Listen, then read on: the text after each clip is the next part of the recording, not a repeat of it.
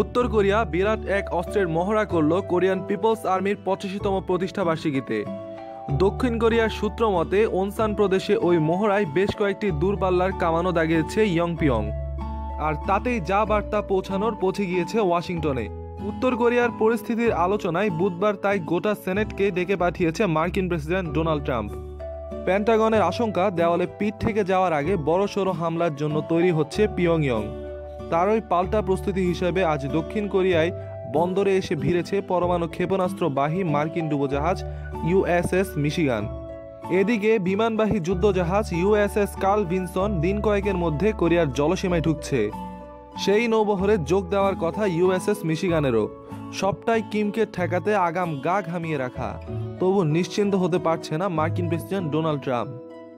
White house সূত্রের খবর, মার্কিন বিদেশি সচিব রেক্স টিলারসন, প্রতিরক্ষা মন্ত্রী জেমস ম্যাটিস সহ সেই বৈঠকে থাকবেন সেনেটের ১০০ জন সদস্য।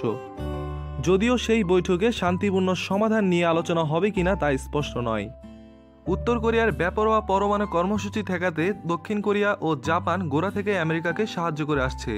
কার্ল ভিনসন এসে পড়লে তারাও জাপানের সাথে যৌথ মহড়ায় নামবে বলে জানিয়েছে সোল।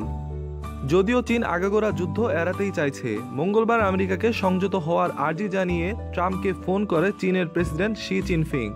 কিন্তু তার ২৪ ঘন্টার মধ্যে ইউএস মিশিগান কোরিয়ার জলসীমায় ঢুকে পড়লে ফের উত্তেজনা বাড়ে। কিন্তু আমেরিকার কণ্ঠে ভিন্ন দাবি।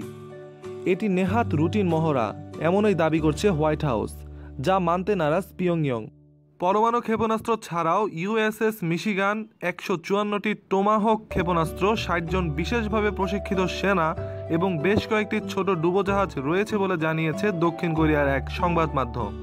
তাই আগামী দিনে এটি যদি কার্ল ভিনসনের দোসর হয় তাহলে পরিস্থিতি আরও জটিল হবে বলে আশঙ্কা করছে আন্তর্জাতিক কূটনৈতিক মহলের একাংশ।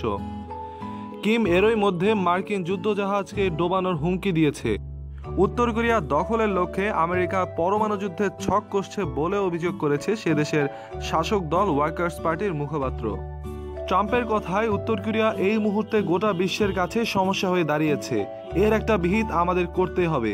শুক্রবার জাতিসংঘের নিরাপত্তা পরিষদে পররাষ্ট্র সচিবদের সঙ্গে বৈঠক করবেন মার্কিন পররাষ্ট্র সচিব। এও এক মহড়া।